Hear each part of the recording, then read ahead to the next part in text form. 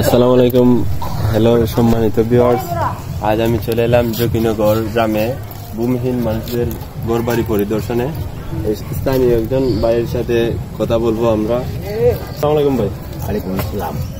কি ভাই কি বলবেন বলেন। আপনি এখানে স্থানীয় বাসিন্দা? হ্যাঁ, আমি এখানে স্থানীয় বাসিন্দা। জি।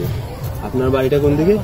আমার বাড়িটা হচ্ছে এই যে লালগড়, ভূমিহীন জায়গা, লালগড়ের দক্ষিণে। দক্ষিণে।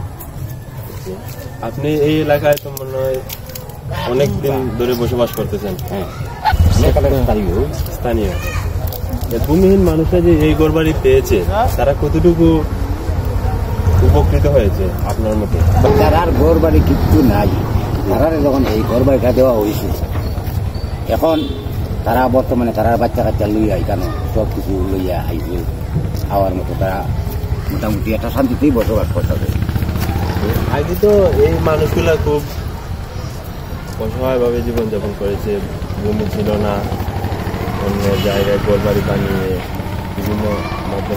বিভিন্ন জায়গায়। এরা বিভিন্ন জায়গার লোকালের, এরা লোকালেরও আছে, লোকালেরও আছে, বিভিন্ন জায়গারও আছে, বিভিন্ন ইউনিয়নেরও আছে। আমাদের রাজানগর ইউনিয়নের লোকও আছে, বাহিরের ইউনিয়নের লোকও আছে।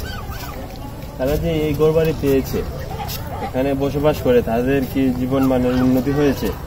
তারা উন্নত জীবন যেমন করতেছে, মানে এখানে যারা আসছে এরা তো বেকার না, এরা এখান থেকে ধরলা কেউ রয়েছে রিক্সা, কেউ রয়েছে গাড়ি, বা কেউ বিভিন্ন কাজে সব রাজ্যের স্তরে স্তরে যায়। কেউ আছে দিলাই যায়, গাড়ি চালিয়ে গাইতেছে, রিক্সা চালিয়ে গাইতেছে, কেউ পিছিয়ে কাজ করে গাইতেছে। যে এলাকান থাকতেছে এলাকার সুযোগ সুবিধা করে করতেছে। আপনারা কোনা নেই? আচ্ছা, আপনি আপনার ব্যক্তিগতভাবে আপনার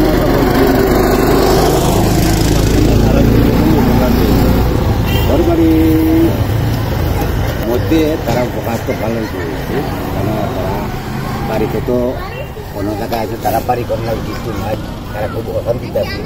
এখানে আওয়ার পরে তো তারা স্থানীয় একটা জায়গা পাইছে, পাইলে অনেক দূর গেলেও তারা কিন্তু আইয়া শান্তি মতো বাসাটা থাকতে পারতেছে। ওইটাই তাদের শান্তি। ওইটাই শান্তি। আপনি আমাদের সাথে ছিলেন,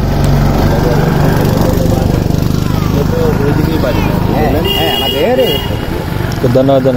ধন্যবাদ। দর্শককে কইলা কিছু কইলে। আসসালামু আলাইকুম গাইজ, আপনারা দেখলেন যে ভূমিহীনরা ঘরবাড়ি পেয়ে কতটুকু উপকৃত হয়েছে। আপনারা আমার পাশে থাকুন, আমি এরকম বিভিন্ন সমাজের প্রেক্ষাপট আপনাদের সামনে তুলে ধরবো ইনশাল্লাহ।